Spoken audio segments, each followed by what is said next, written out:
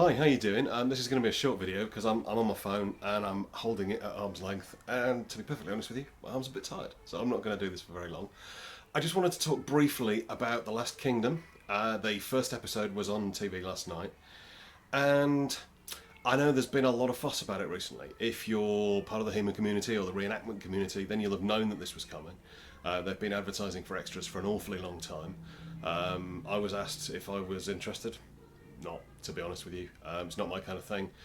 But I've been a huge fan of Bernard Cornwell's books for a long time. I like Sharp. It's pretty good. I'm not a massive fan of Sharp, but I quite enjoy it.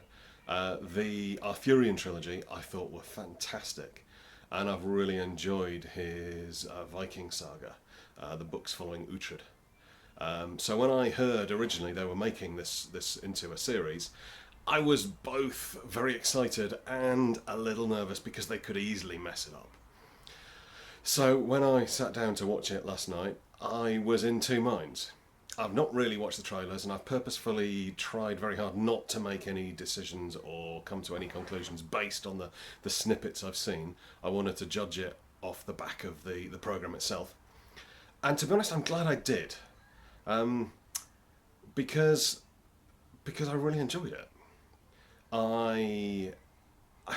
There's a lot in it that's a bit irritating. Sorry, I'm just going to swap hands now. The fact that all the Saxons seem to be using really badly made shields that look a bit like somebody tried to make a Roman shield out of a barrel seems a bit odd to me. It's like the Vikings, yeah, they've got good shields, the Saxons haven't, and obviously that's so we can tell them apart during the battle scenes.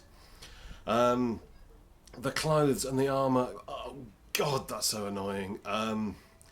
Is it Uber, the chief of the Vikings at this particular point, was wearing this remarkable thing with little squares of metal across it, and I don't really get it. But, you know, that aside, I still enjoyed it. I thought it was well made. I thought they captured the feel of the books very nicely. I thought the casting was pretty good.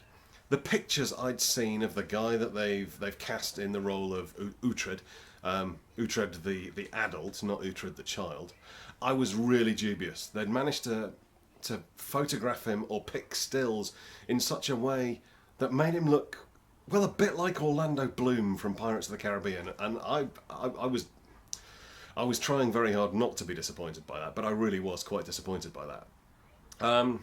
But having watched him in the role, he's pretty good. I think he'll grow into it. I think the best character for me was the boy that played Uhtred as a young boy. He was fantastic. He really got me into the spirit of the books in the film.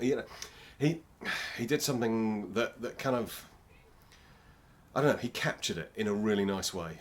Clive Owen as Uhtred the Elder. It took me a while to realise it was him. And Rutger Hauer, fantastic. A joy to see him on the screen. And if anybody can play a badass old Viking, then it's Rutger Hauer. So I quite enjoyed it. Putting aside the horrible shields, the ridiculous clothes, and the sword after the battle. Did you see this after the battle, where they nail Uhtred the Elder to a post, and they put this sword in his hand, this sword that's somehow been bent round into a corkscrew. Now, I'm certainly not a postgraduate level metallurgist, but I know enough about making blades to know that that's highly unlikely. You're going to have a sword that's really badly made for that to happen.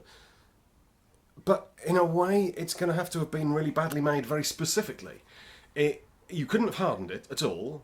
But if you didn't treat the steel properly, then obviously bits of it are going to be harder than others. The grain size would be all wrong, and it would be much more likely to break.